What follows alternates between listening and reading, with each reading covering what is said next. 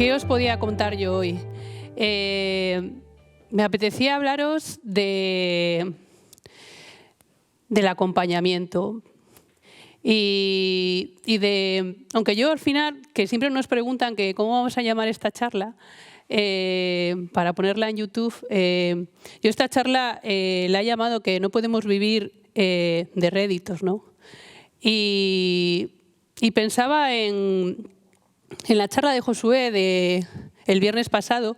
Si alguien no la vio, pues le digo que por favor que si la puede ver, porque para mí fue muy importante, ¿no? Una vez más poder ver y poder oír lo que Dios nos ama, ¿no? Y desde ahí parte esta charla o estas cosas que hoy os quiero yo comentar, ¿no? Para mí lo que Josué hablaba el viernes pasado, que es el amor incondicional de Cristo con nosotros, es lo que cambia mi vida, ¿no? El pensar que, me encanta esa frase que dice que tú eres lo que eres ante Dios, nadie puede quitar un ápice de lo que eres alabándote o criticándote. Me encanta esa frase, ¿no? Siempre, alguna vez me la habréis oído, y me encanta esa idea de pensar que hagas lo que hagas y digan lo que digan sobre ti, ya sea bueno o malo, Dios no va a cambiar esa forma que tiene de mirarte, ¿no? Esos ojos de amor con los que Él te mira, ¿no? Y para mí eso fue revelador cuando tenía 17 años, el poder creerme eso y el que eso haya sido una realidad en mi vida, ¿no? En mi historia de amor con Él, ¿no? Y eso es lo que yo quería hoy hablaros, porque pensaba que ese amor incondicional, la manera que yo he tenido de poder vivirlo o de alguna manera se ha hecho real en mí es a través del camino, ¿no? A través de decirle que sí y empezar, ¿no? Y querer buscar su voluntad en mi vida y buscar la misión que Él tenía para mí, ¿no? Creo que a veces a veces tenemos como en la teoría, Dios nos ama, pero ¿cómo podemos vivir eso, ¿no? ¿Cómo podemos sentir que Dios nos ama? Y yo creo que la única manera es esa, ¿no? Ponernos en su camino y ponernos a buscar su voluntad, ¿no? Porque yo creo que ahí es donde Él influye en nuestra vida y podemos ver todas estas promesas cumplidas, ¿no? Y por eso me parece tan importante, ¿no? Y por eso me parece tan importante en este camino de el amor de Dios en nuestras vidas, los demás. Y por eso yo creo que vivimos en comunidad, por lo menos yo y la gente que me rodea, ¿no? Por la importancia que tienen los demás en nuestra vida, ¿no? Y en nuestra vida de fe. Muchos de los sentimientos que hemos tenido de amor y de sentir que el camino iba por ahí ha sido gracias a nuestros hermanos. Yo creo que muchos de los que estáis ahí sentados escuchándome así lo habéis vivido y así lo habéis experimentado, ¿no?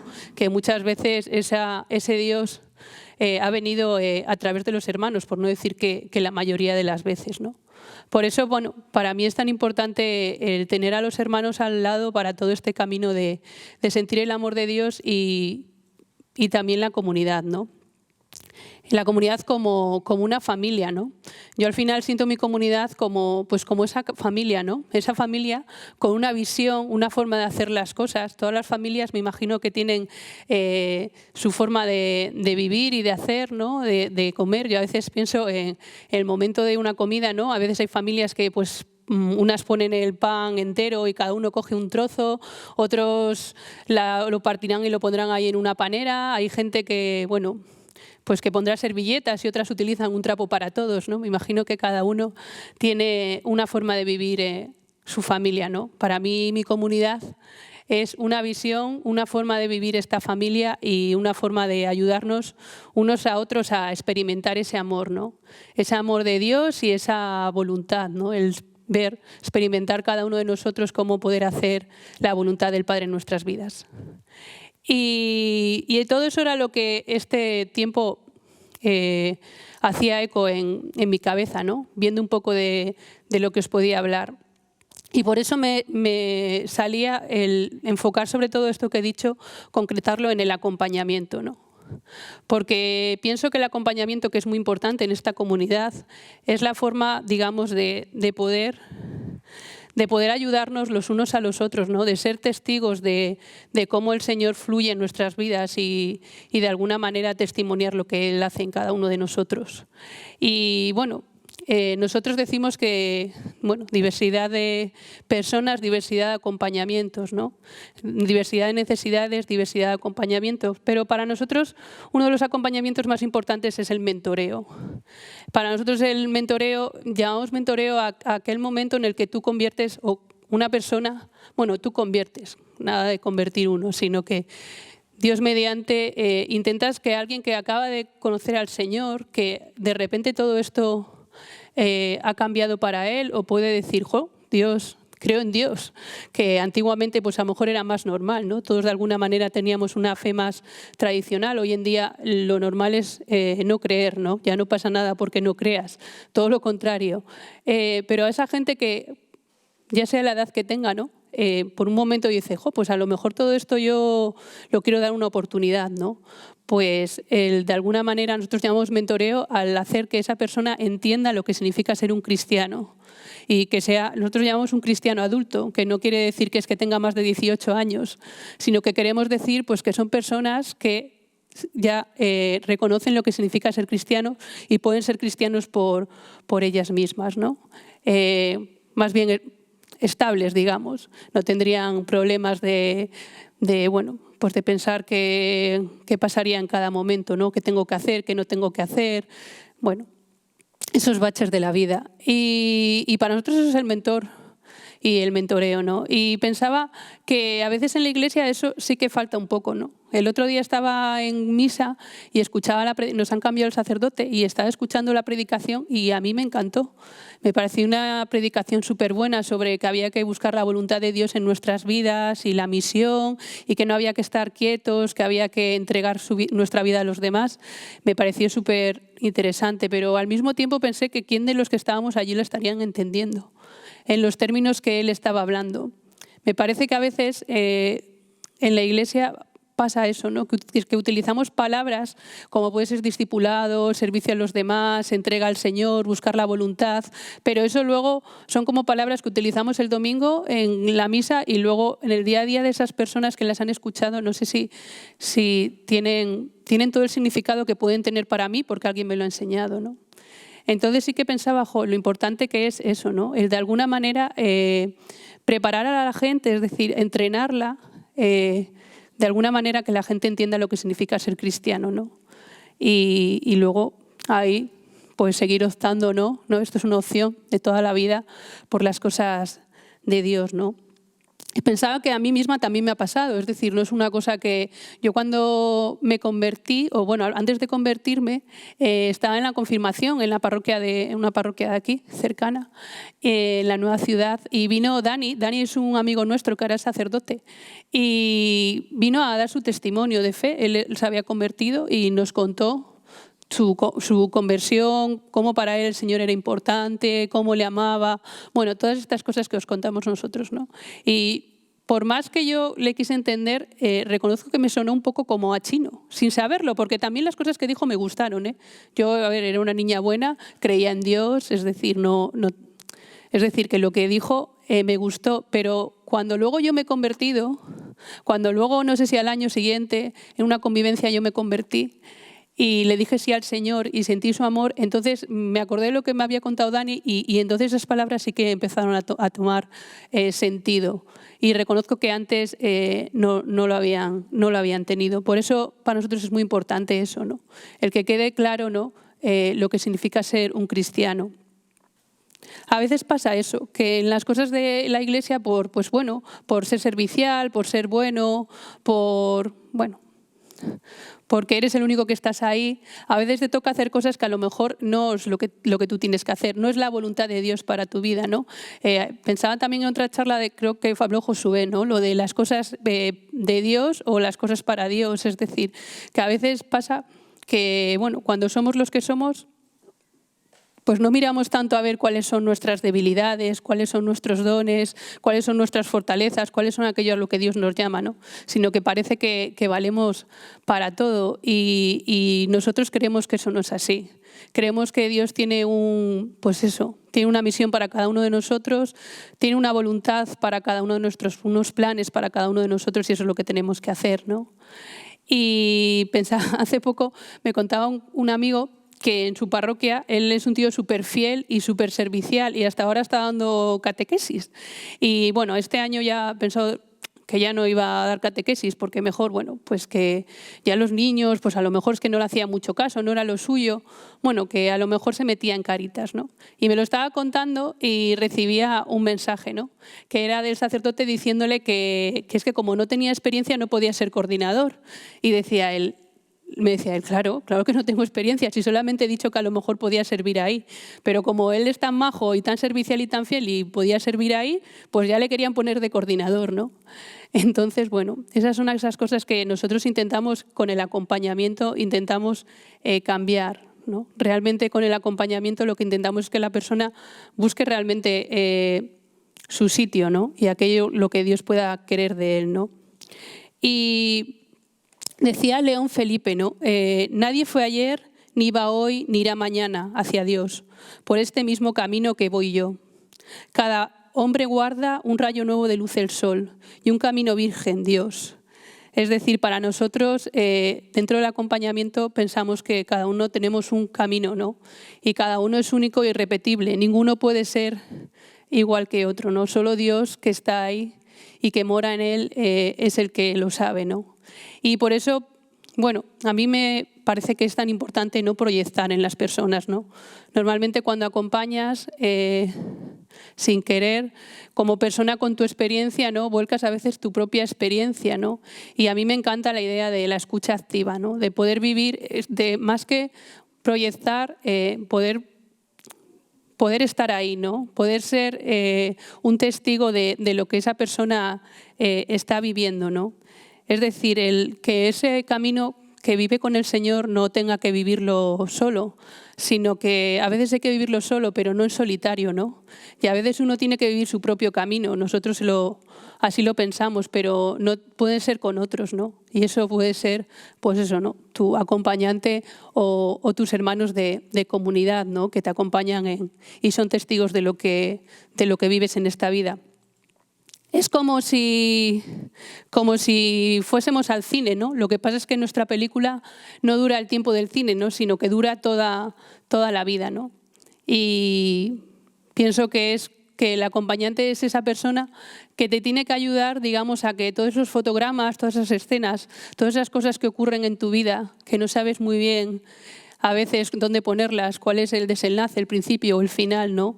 Creo que el acompañante es aquel que te ayuda a encontrar el sentido, ¿no? A encontrar el sentido de ese camino y a seguirle, ¿no? Y bueno, para nosotros eso es muy, muy importante, ¿no? Ayudar a las personas a descubrir la voluntad de Dios en sus vidas. Pero al final de todo esto, la opción es de la persona. Por eso os decía al principio que quería hablar eso de que yo creo que con Dios no sabe de réditos. Al final, la última opción la tenemos cada uno de nosotros, ¿no? En cada año, en cada día, en cada hora, en cada minuto, en cada día, en cada minuto, en cada segundo. Me tocaría cada segundo, ¿no? Y eso es lo que pienso, ¿no? Que al final, a pesar de nuestros acompañantes, o a pesar de nuestra comunidad o del sacerdote, a pesar de aquella gente que nos rodea, solo nosotros tenemos la última opción, ¿no? La última decisión de lo que queremos vivir con el Señor, ¿no?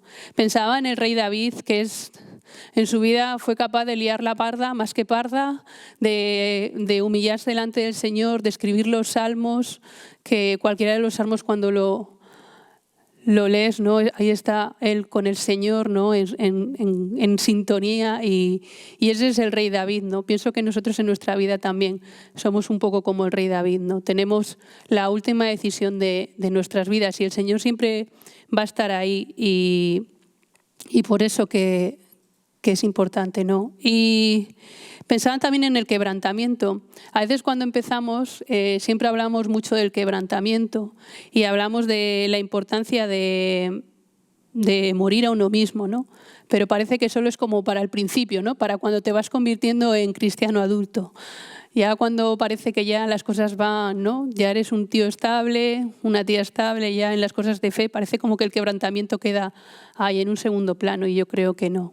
Creo que el quebrantamiento es parte de nuestras vidas y que es la única manera de encontrarnos con el Señor día tras día, ¿no? Ya sea en qué momento de tu película estés. Y pensaba que en Juan 12, 24 dice: en verdad os digo, si el grano de trigo no cae en tierra y muere, queda él solo, pero si muere da mucho fruto, ¿no? Y yo creo que eso nunca se nos tiene que olvidar, que el quebrantarse es para todos los momentos de nuestra vida, ¿no? Y por eso, bueno, los que me conocen, por eso el vivir en verdad, ¿no? Para mí, después de sentir que Dios me amaba y que esa pequeña cosita que yo me sentía, el Señor, lo amaba más que nada en el mundo, y que lo iba a amar así fuese como fuese, después de ese sentimiento, el sentimiento que más me ha salvado en esta vida es el de intentar vivir en mi verdad, ¿no? El de intentar vivir en mi propia verdad, el sentir que no puedo engañar a nadie, menos a Dios. Que todo lo ve, si lo ven todos los Reyes Magos, imaginaros Dios, es decir. Entonces, desde ahí para mí también eso ha sido una salvación, ¿no? El querer vivir mi vida en clave de vivirla en verdad, ¿no? De no querer engañar a nadie, de ser lo que soy y ya está, ¿no? Y como sé que para el Señor le vale, el resto que haga lo que pueda conmigo. Y pensaba que a veces vivir en verdad, la importancia de ser honesto es la clave para crecer, ¿no? Pero a veces vivir en verdad nos cuesta. A mí me ha pasado. Aunque digo que para mí ha sido salvación y que lo intento día a día, a veces me ha costado. Reconozco que me cuesta más. Cuando más voy creciendo, más me va costando. Pensé que a lo mejor que cada vez, ¿no? Como que te habitúas más y dices, esto qué fácil, ¿no? Me imagino que vas creciendo y vas perdiendo inocencia, o no sé muy bien, pero siento que cuanto más voy creciendo, más me va costando vivir en verdad, ¿no? Pero es algo que me gustaría y que os digo a todos que es la única forma de crecer, ¿no? Porque para mí vivir en verdad es que es el punto donde Dios viene a recogerte, ¿no? Allí donde realmente estás tú y con lo que tú eres. Para mí siempre ha sido el sitio donde Dios puede volver a empezar de nuevo cada día cualquier cosa contigo, porque estás donde tienes que estar, ¿no? No donde hay algo que no es así, sino simplemente es así porque lo crees tú, porque está en tu cabeza, pero no es la realidad. Y conectándolo con todo el tema que hablaba del acompañamiento, a veces cuando nos cuesta vivir en verdad es importante que, ya que nos cuesta a nosotros, pues poderlo contrastar con los demás, ¿no? A lo mejor fiarnos de los demás. A veces cuesta fiarte de los que tenemos al lado, ¿no? Porque nos parece que si les decimos algo que no nos gusta, pues a lo mejor dejan de querernos, o a lo mejor piensan mal de nosotros, o bueno, el sentirse amado es algo que el hombre necesita. Yo cada vez lo tengo más claro. Da igual que seas creyente, no creyente, da igual qué tipo de persona seas. Yo creo que morimos por sentirnos amados. Y a veces todo aquello que podamos sentir como ¿no? Como que agrede a como que la persona no nos quiere, enseguida como que lo rechazamos, ¿no? A algunos se nos nota menos, otros se ponen así de uñas, pero desde ahí creo que ahí está el kit de la cuestión, ¿no? Y creo que fiarse de alguien es importante, ¿no? Poder superar todo esto y poderte fiar de alguien en un acompañamiento, ¿no? Y dejar a esa persona que sea testigo de tu vida y que te pueda de alguna manera devolver aquello que tú le estás diciendo, ¿no? Y poder hacerte ver cuál es la verdad, ¿no? Y ¿por qué no el dar cuentas, ¿no? Yo este tiempo de pandemia, que ya llevamos más de 1 año y medio, yo lo estoy echando en falta, porque sí que me doy cuenta que sin querer, yo el tener que dar cuentas, aunque nadie me las haya pedido, pero el dar cuentas a mi comunidad hacía que muchas cosas me saliesen porque claro, luego me voy a encontrar con unos, con otros, lo van a ver, y eran cosas que me venían bien. Lo pensaba, por ejemplo, con las asambleas. Ahora no sabemos cuántos de nosotros estamos viendo la asamblea, cuando se supone que es un compromiso comunitario. Estamos con, ¿no? Uno de nuestros compromisos, los hermanos de esta comunidad tienen como compromiso asistir a las asambleas, ¿no? Y ahora no sabemos.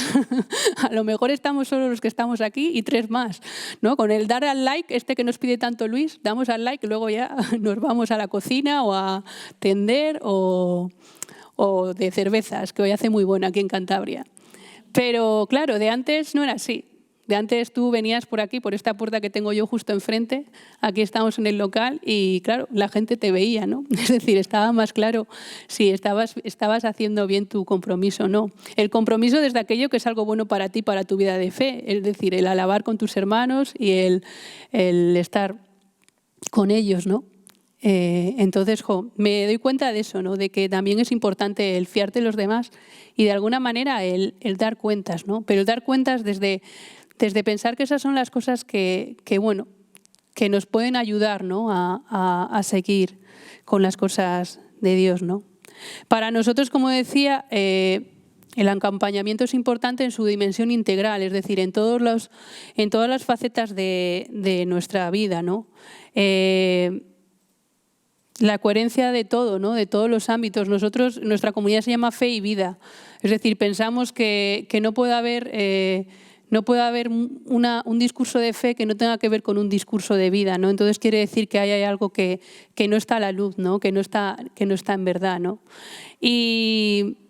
Y siempre ponemos el tema de las dos sillas, ¿no? Sobre todo en nuestros impactos, que sabéis que es este encuentro que hacemos en verano para jóvenes, que les hablamos del primer anuncio, ¿no? Les hablamos del querigma y siempre, algunas veces lo hemos hecho, ya no porque nos repetimos mucho, pero lo habréis visto o nos lo habréis oído, ¿no? Lo de las dos sillas, ¿no? Y pensar que una es las cosas de la fe y otra es las cosas del mundo, ¿no? Y a veces como sin quererlo cada vez nos separamos más. Entonces, si tú tienes un pie en cada una de las sillas y las sillas cada vez se separan más y tú estás en las dos, pues cada vez como que, bueno, a no ser que hayas hecho gimnasia aeróbica, ¿no? O rítmica, pues ahí va a haber un momento en que en tu elasticidad te vas a partir, ¿no? Y te vas a hacer daño. Y es una buena metáfora de lo que puede pasar. Por eso para nosotros es tan importante la dimensión integral de la persona, es decir, que todos sus ámbitos de su vida, ya sea desde su trabajo, ya sea desde cuando está en la comunidad o ya sea cuando esté con sus amigos o su familia, todo esté a la luz de las cosas de Dios, ¿no?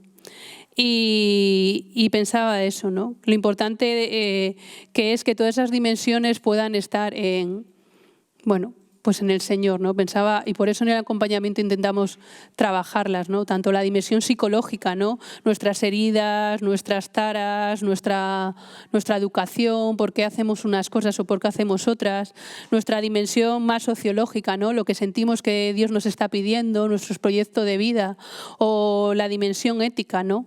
Nuestra coherencia con nuestros valores y lo que realmente hacemos, ¿no? A veces tenemos discursos súper elevados de que el Señor está en mi vida, yo hago todo por el Señor, qué bueno que el Señor está en mí, yo quiero hacer su voluntad, pero luego tenemos un hermano que ha hecho una cosa mal y le juzgamos, le criticamos, nos le comemos con patatas y digo, bueno, pero vamos a ver. Yo siempre digo, ¿dónde está ahí el Evangelio? Es decir, que por eso digo, que para nosotros en el acompañamiento es importante que se den todas esas dimensiones, ¿no? Y la dimensión teologal, porque realmente estamos en todo esto por el Señor y para el Señor, ¿no? Y creemos que todo acompañamiento tiene que tener esa parte teologal y si no, a lo mejor... luego lo hablaré, pero a lo mejor no es algo que nos toque a nosotros, ¿no? Lo importante es que la persona sea y viva de cara a Dios, ¿no? Es decir, lo importante para nosotros es que esas personas puedan vivir la mejor versión de uno mismo, que nosotros utilizamos ese eslogan, ¿no? La manera más sana, pero cara al Señor, ¿no? Y poniendo al Señor en el centro de su vida, ¿no? Y por eso decía que quería todo esto simplemente para hablaros de que yo, a lo mejor es porque me lo digo a mí misma, y seguramente es porque me lo digo a mí misma y vivo una vez en mi propia verdad, es porque el Señor no nos deja vivir de réditos. Es decir, como decía, bueno, no sé si Josué lo dijo el otro día o no, pero si no lo digo yo, el Señor olvida todo, ¿no? Pero olvida lo bueno y olvida lo malo. Es decir, el Señor está simplemente con nosotros, nos ama con locura, hagamos lo que hagamos, y cada día nos brinda una oportunidad nueva de seguirle y nos brinda una oportunidad nueva de hacer sus cosas y olvida todo, ¿no? Y si a lo mejor en unos años hemos sido muy buenos y hemos hecho muchísimas cosas por Él, está bien, pero no podemos vivir de esas cosas que hicimos por Él en un momento dado, sino que en cada momento tenemos que ver qué es lo que Dios quiere de cada uno de nosotros. Como decía antes, ¿no? En cada día, en cada segundo, ¿qué quiere Dios ahora de mí en este momento, ¿no? Hoy viernes a las 9:09, ¿qué quiere de mí el Señor? Bueno, para mí eso es muy importante, ¿no? Y era algo que os quería decir, ¿no? Yo creo que el Señor nos ama con locura y nos mira con, bueno, a mí me encanta esa idea de la mirada con la que Dios nos mira, ¿no? Y cuando yo digo esa frase y me lo imagino mirándonos con esos ojos de amor que bien merece poder vivir en nuestra verdad para poder seguir en nuestro camino, ¿no? Con Él y junto a Él día tras día. Y ya, bueno, ya voy acabando. No sé si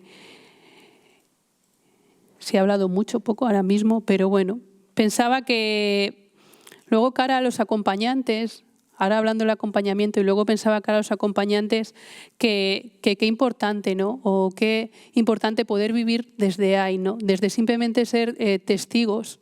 Yo siempre digo que cada uno de nuestros acompañados tendrían que ser tierra sagrada para nosotros, ¿no? Que son personas que están ahí y que están viviendo cosas en el Señor y con el Señor, ¿no? Y pienso que qué importante poder ser testimonio, ¿no? Y poder trabajar con ellos como decía antes, ¿no? En ese marco de la fe, ¿no? Y para su historia de amor con el Señor, ¿no? Qué importante poder ser testigos de cómo el Señor, cómo crecen, ¿no? En las cosas del Señor. Y creo que tienen que estar tanto el acompañado como el acompañante en una apertura al Espíritu Santo, ¿no? Hace poco estuve hablando con una persona que yo acompañaba y ahora ya no voy a acompañar, ¿no? Y nos despedíamos, ¿no?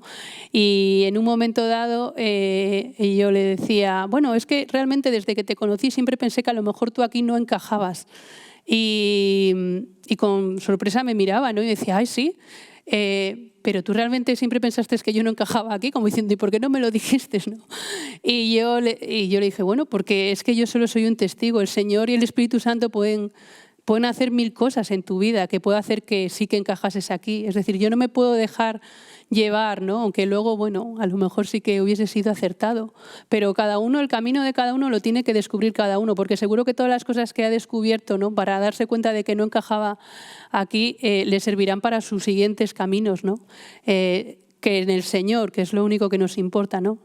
Que seguirá caminando con el Señor, aunque no sea en esta familia, pero caminará en otras familias con el Señor y eso es lo bueno, ¿no? Y lo que haya vivido aquí yo creo que también le puede servir. Si yo, porque ya he decidido que mi discernimiento, que este no es su lugar, se lo corto todo, pues bueno, creo que no dejas al Espíritu Santo ser el Espíritu Santo, ¿no?